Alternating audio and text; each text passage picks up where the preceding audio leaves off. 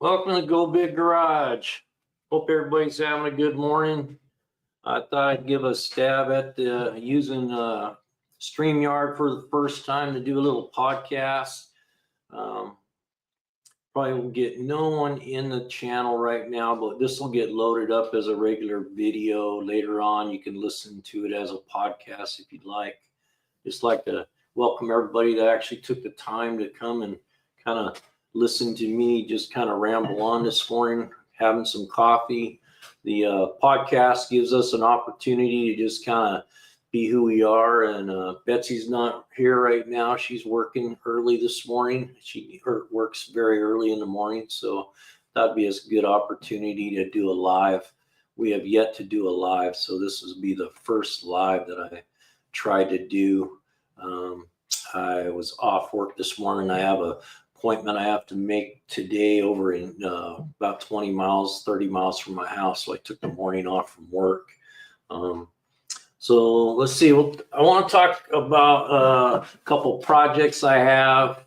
Talk about Old Red. Old Red is an old 93 Harley Davidson that I've had forever. I'll talk a little bit about this fender and how I got this big dent in it. So I'm really a opponent of old technology, and my bike's a good example of that. So it's carbureted, it's got an old Evo motor in it, which makes it very easy to work on. You can pretty much tear this thing down with some end wrenches and a few big sockets for the most part. So I have some issues with the bike, and I'll tell a little story about a couple things that happened during a couple rides we were on. So the bike actually has a broken return spring in it and a transmission. I've been driving like that for years, and it has over 100,000 miles on it, original miles, 120,000 miles on this Evolution motor. And it's just a great bike. I thought about selling it a couple times and upgrading it, and then I just like the bike so much, I just can't find it to sell it. So I decided to go ahead. We're going to tear it down. We're going to do a video on that when we do it. We're going to pull the transmission out. I've worked on some motorcycles, but I've never been this deep into this motor before. So we're going to actually pull the transmission out of the bike, tear it down, go in and do a rebuild of all the bearings and change the return spring. There's a little spring in there, and it's the first piece in and the last piece out. So to change this, you got to pull out the whole gear assembly out of the side case. So we're going to go ahead and give that a shot and upgrade the shifter. There's a shifter mechanism that we can upgrade while we're in there. So we're going to do that. So I bought this bike from a guy that he was a firefighter, and he retired and he had it, and then he sold it to this other guy. It's kind of a neat story. So I finally decided I had an old Honda, I had a 98 Honda VT 1100 Aero, which was a really nice bike, shaft drive, air cooled, really nice bike. Enjoyed it. It was a great bike, but I always wanted a Harley. So I decided I'm going to buy me a Harley. So I started looking around, and I was looking on Craigslist, and I found this Harley, and it was in my price range, and it was a nice looking bike. And so I called the guy and I said, "Hey, I want to come look at your bike," and my wife was after me at the time because I kind of dragged my feet because I didn't want to spend the money, but I really wanted the bike. She said, "Call him, see if he can make the deal." So I decided, okay, I'm going to call him. So I called him, and he said, "Hey, it's been sold." So I was just heartbroken because this was really the bike I wanted. It was the exact what I was looking for. It's a FLHS, which is kind of a heavy duty frame. It's basically a Road Glide without the fairing on the front, so I was kind of bummed out. So I kept looking around. I seen 2 or 3 other bikes, went and looked at some other bikes, wasn't really happy. So I kind of just drug my feet, and then I was looking through and I see this bike again. It comes, the same bike, it comes up for sale. So I called the guy and I said, hey, I said, what's the deal? I said, did something happen? There's something wrong with the bike? Is there a reason you didn't, didn't sell, or what's going on? And he goes, to be honest with you, he goes, I didn't have the heart to sell it. He goes, I wanted to sell it, but then when it came down to really selling it, he goes, I just couldn't sell it. He goes, but now I've decided I am going to sell it. I'm moving out of the area. I can't take it with me. So we made the deal. I bought the bike. I actually was a little short on how much I owed him, so I left him some collateral, and I came back and picked up my collateral and paid him the last $1,000. So basically, I've ridden this bike from here to Montana to Wyoming, out to Arizona a couple times. So the bike's just a really good bike. So we're planning on tearing it down, doing some upgrades, and maybe getting it painted. We'll see if we can afford to get it painted. So I want to tell you this story so you can prevent yourself from doing this. I made a big oopsie. So I was working at the house one day, and I have a one-lane garage. And so I have a motorhome. So I had the motorhome started. I was going to pull it out. I had my truck in the driveway, so I washed the bike, and I washed it up, and I cleaned all the chrome up, got it looking pretty. And I pulled it up behind my truck. Big mistake. I pulled it up so close to the back of the truck that you couldn't see it. And I ran in the house. I was doing a bunch of things, and then I had to run to town. Well, I didn't come up the driveway in the front like I normally do. I came from the back of the house. So I walked up to the front of the truck and jumped in it, and I didn't see the bike. So I jumped in the truck, and I went to back up, and I just kind of feel something. I'm like, what was that? And I look in the mirror, and I barely see the edge of the bike, and the bike's doing this. So I go, holy shit, I backed into the bike. And I didn't sound like much when I did it. It really didn't. So I got out, and I thought maybe I pushed on the front wheel or something, because it didn't fall over. So I get out of the bike, and I look, and this is what I see. The whole front fender, let's see if you can get shots of that. So the whole front fender just completely just toast, man. And I was taking a trip to Arizona in a few days. I was like, piss on that. I'm not going to let that keep me from going on my trip. So I just got my wrenches out. I took the fender off. Because when I was a kid, my uncle used to build Harleys. And the first thing he did was take the fender off. He took the front fender off, took the front brake off. Never had a bike that had a front brake or a front fender. So I said, hell with that, I'll just take it off. And so I just took it off, and I did my trip without the fender. I tied the cables back. I was hoping it wouldn't rain on me, and we made the trip. So anyway, long story short, I looked a long time trying to find another fender, because I took this to the body shop, and they basically told me, you can't, it's not worth fixing. You'll spend more time and hours trying to fix it, paint it, than if you just bought another fender. So I went on eBay. I spent months looking for a fender. So I couldn't believe it. One came up, the exact color, never been installed, still in the box. So I bought it. It was $300. So I got it in the garage. And so that's part of the process. When we tear the tranny out, we're going to upgrade the clutch. We're going to do maybe a new type of air cleaner, put some new grips on it. I don't want to do too much to it. I want to keep it really stock, because I really like the bike the way it is. Might put some progressive shocks in the back. So we'll go see how that goes. So it's a 93 FLH electric glide with a 80 cubic inch Evolution motor. So if you're watching this and you ride, put in the comments what you're riding. It would be interesting to hear what other people are riding. And then upcoming videos. We're gonna be doing some videos coming up on some crescent wrenches and some tools. And I want to kind of emphasize to people how the quality of the tools have gone down so much because everything's being sent to China now. And I really would encourage you, to go hit some yard sales and go to some sales and look on eBay, because a lot of the older tools that are out there are far superior to anything you can buy now. I mean, you go to Home Depot or you go to the Snap-on or whatever, anymore, there's not very many tools that are being built in the United States. We're gonna recommend some tools that are still built here in the United States, and we actually have a website called gobigtools.com, where it's not launched yet, but we're going to launch that as a way to put some resources there for people that can buy good quality tools that are still made here in the U.S.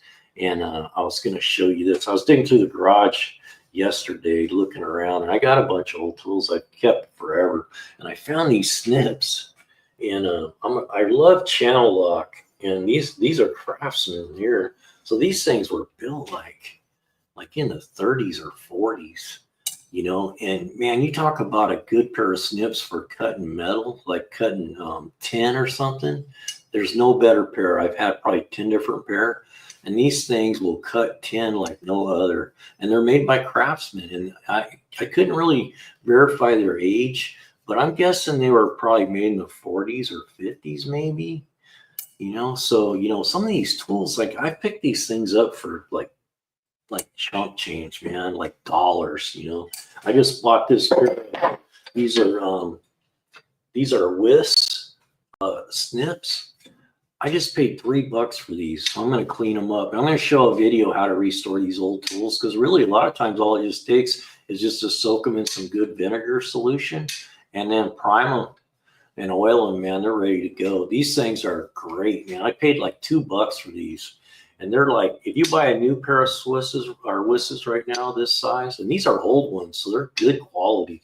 Anyway, these older tools are just such better quality than what you can buy now. I really, if you're out there and you're thinking about starting to get into wrenching and doing stuff, DIY stuff, go out and check out some old yard sales.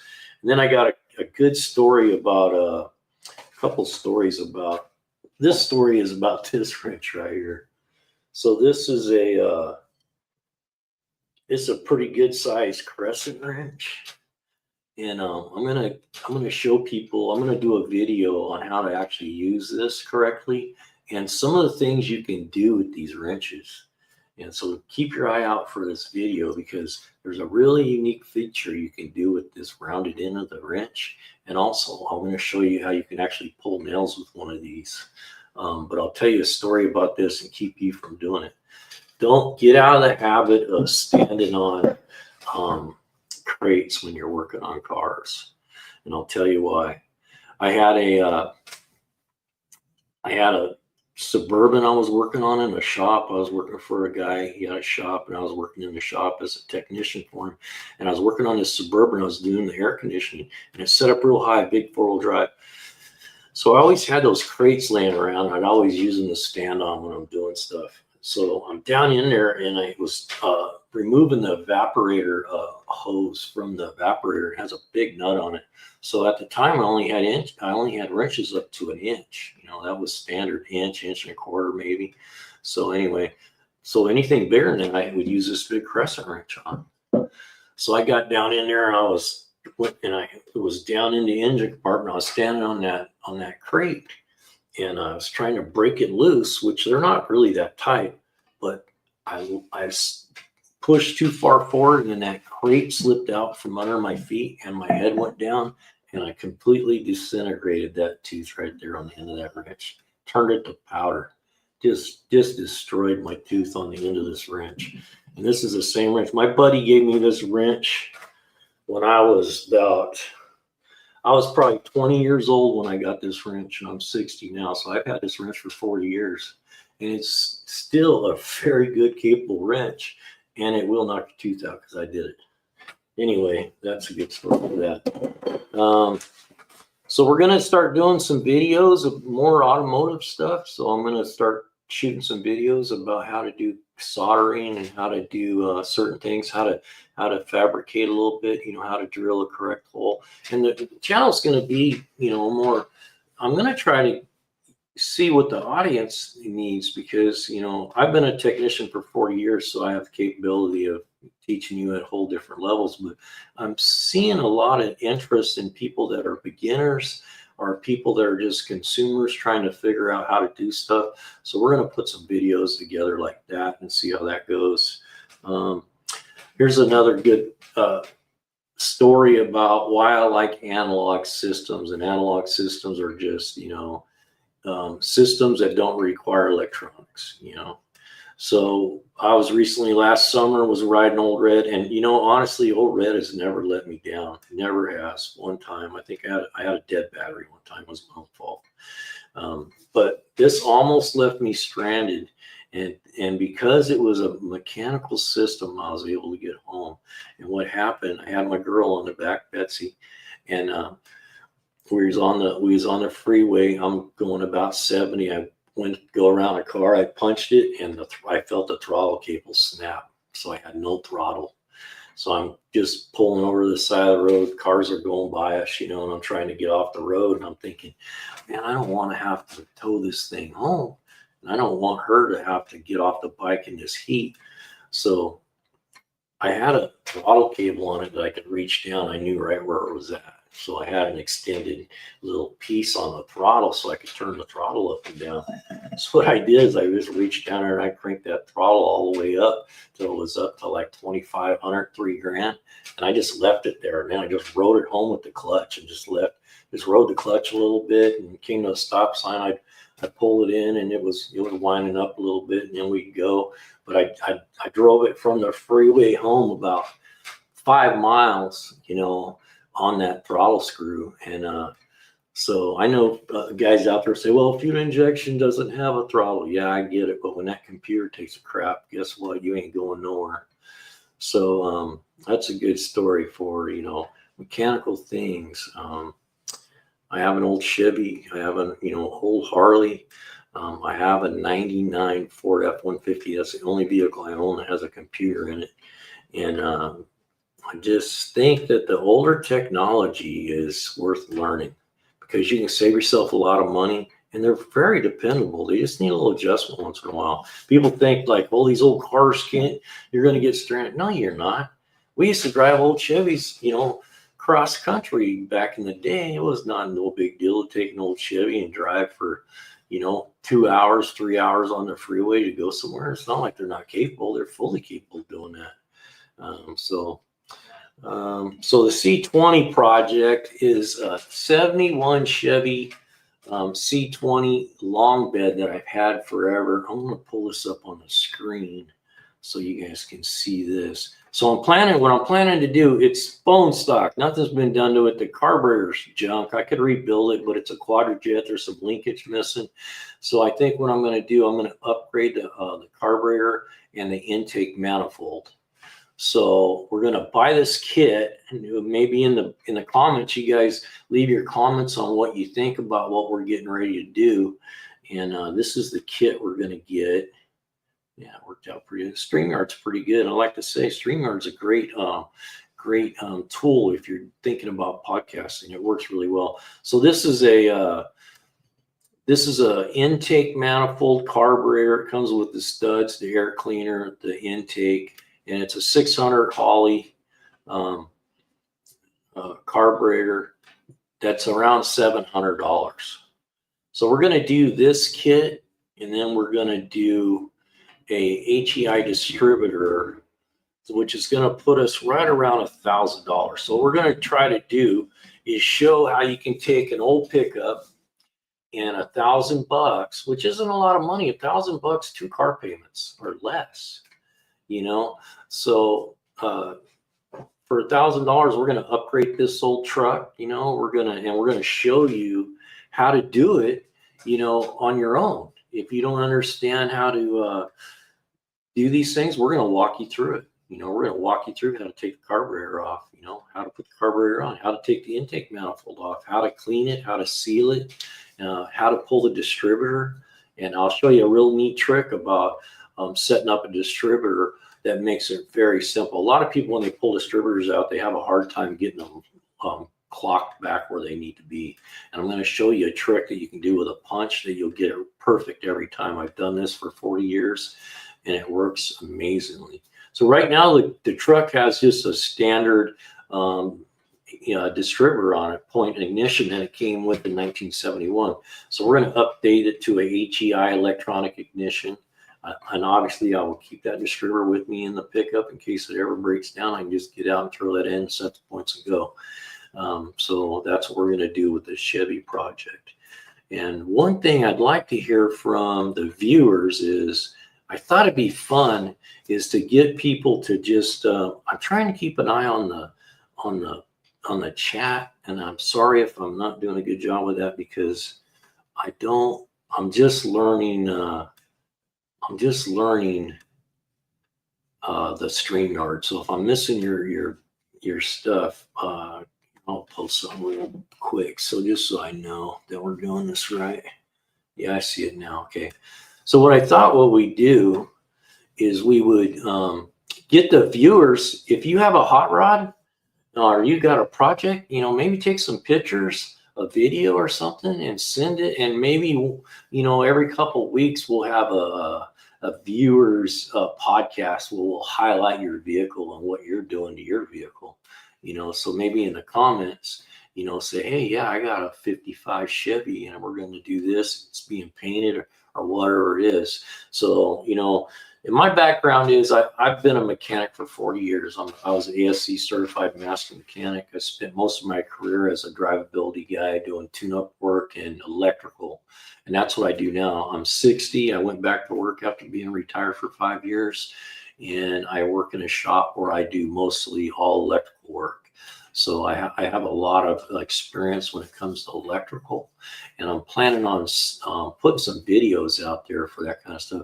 So if you're viewing this and there's certain things that you're trying to learn or you don't know about or you have questions about, leave them in the comments, and subscribe if you would. We appreciate your subscriptions. We are making some traction. We just had a video that made over 250,000 views. So that's a big deal for us. So, and I know we're not getting a lot of views right now because it's just a new podcast. So we get it. It's going to take time to get viewership here. But me and Betsy plan on doing, a coffee with the crew type thing once a week. We're just going to sit around here, shoot the bull with you, tell you what's going on with the podcast, what kind of videos we got coming up. We're going to start hitting some car shows and doing some live stuff when spring rolls around. I'll keep you updated on the Harley project, and I'll keep you updated on the Chevy C20. The Chevy C20 I've had forever. I paid $1,500 for it when I was looking for something just to haul stuff with, and it's absolutely 100% bone stock. The only thing that's different that's been changed on it is somebody put an aftermarket steering wheel on it, and you can look at the videos that we have posted. There's one about the C20 and you can see that one.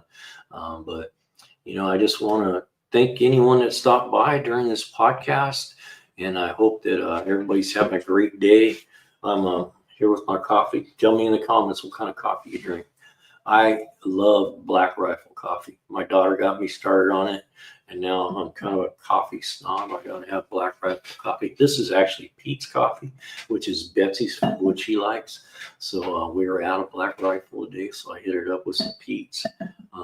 So anyway, I'm glad you came. If you did, if you're watching this as a video, as a replay, thank you so much for coming. Take your time if you don't mind. Come check out a couple podcasts. We're going to start talking about consumer type things like, hey, my check engine light came on. What does it mean? Oh, I took it to the shop and it's got a PO 440 and we don't know what that is. I got a vibration. All those kind of things we're going to talk about, for like a live podcast. So you can bring your things to us and say, hey, I'm going to take my car to the shop. I think it needs a tune-up. What do you think? Those kind of things. So we're going to try to help the consumer to know what to do in a situation. Oh, we're getting ready to launch a video in the next couple days about how to properly check air pressure. And it sounds like a silly thing, but really it's not. A lot of people don't really understand how to properly check air pressure and do it correctly. There is a correct way to do it. A lot of people look at the air pressure on the side of the tire, and that's really not the way to do it. So check out the video that's coming up. We're gonna highlight a tool that I think that I've used myself in my RV that is absolutely a game changer when it comes to doing air pressure, especially if you're out in the middle of nowhere, you get a low tire and you're a long ways from getting any kind of help. This is a must-have thing, and I'm gonna highlight it, and we're gonna go over, the safety issues with checking air pressure, how to do it correctly, and the TPMS and what the TPMS is all about. A lot of people, when their TPMS comes on, automatically they go and get the air gun and start putting air in it. You want to get out of the habit of doing that, because sometimes those TPMS sensors, which there's one in every wheel, they'll go bad. And they'll turn that light on, and people always think, well, the light comes on so the tire is low, and they start putting air pressure in there. Well, you got to make sure you're putting the right amount of air pressure, because I've seen people do that and turn the key on and watch the light, and they're just putting air pressure in and waiting for the light to go out. That's not the way it works. You could blow that tire up if you're not paying attention, especially if you have a defective gauge or using a gauge in a gas station. Usually those gas station gauges are worthless, and the compressors that they use in those gas stations are worthless. You'll end up with less air in the tire than you started with. So I'm going to show you a way for very little money. I'm not trying to sell you tools. I'm just telling you this is what I do. And we will have an affiliate link. So if we sell a tool, we make a few dollars. It helps out the channel. So anyway, but we're going to show a very portable little compressor that works really well, that has a really long lead on it, that gets you out of safety's way, out of harm's way. It makes it very safe, and you can set the pressure, hook it up, and when it comes up to pressure, it turns the compressor off. So it's a really nice tool to have. So we're gonna go over that. So we're gonna go over air pressure. We're gonna talk about. So we're gonna have videos launching for all these things. We're gonna launch a video to show you how to. We're going to show you an easy way, a foolproof way of how to do a jump start. A lot of people don't understand how to jump start a car. And I'm going to show you how to label your cables where you can never get it wrong. You'll do it right every time. There'll be no question about how to hook the cables up. And we're going to teach you how to tell the positive from a negative. I mean, a lot of people know that, but a lot of people think, well, it's red, it's positive, and it's black, it's negative. That's not true. Because somebody could have put a black cable on that positive side, and you go hooking up the cables thinking you're on negative, you're not. So don't look at color. I'm going to teach you a way in the video how you can ID the positive easily on any battery out there. So anyway, thanks for coming. I'm glad, people are here that showed up and just listened to me ramble on for a little while. But, I do have a lot of experience in automotive, and I've worked as a service manager. I've worked as a mechanic. I've worked as a master mechanic. I've worked as a fleet assistant manager, as a manager for a short period of time for a big fleet. So I have a lot of automotive trade experience. I've been in the trade for a long time, and I have a lot to offer you. So I'm hoping that this podcast will bring some value to somebody. We want to bring value. And don't forget, man, Old Red's going to get tore down. So it's going to be kind of cool little project. And then we got the Chevy pickup that we're going to be doing. And then, so we got a lot of things coming up. And don't forget, get out there and buy you some old tools. The old tools are the way to go. I'm telling you, if you take the time and go find them older tools, like, I was looking at crescent wrench. You can't even buy a crescent wrench that's made here anymore. Everything's made in China. The only thing I could find that was actually made here was made by Channel Lock. And I looked into Klein, and I guess Klein's made in Spain now. So I'm not even sure that Klein is going to be a good option. So I'm looking around to find if we can find a good crescent wrench, or Channel Lock still makes a made in America crescent wrench. So I maybe just buy one and see what I think of it before I, say, hey, this is a good tool. So if you have comments about the old tools, leave them in the comments. I'd like to hear about it. If you have a good crescent wrench that's made in America that you've used, leave the comments because I want to know, because I'm looking to buy some really good crescent wrenches to do a really good video about it. So anyway, from California to all you out there, have a good day. Appreciate you being here from Go Big Garage. If you don't mind, hit that like button, hit the subscribe. We really appreciate all that. It helps out the channel and it helps us to keep bringing good quality video to you. So until I see you, take care.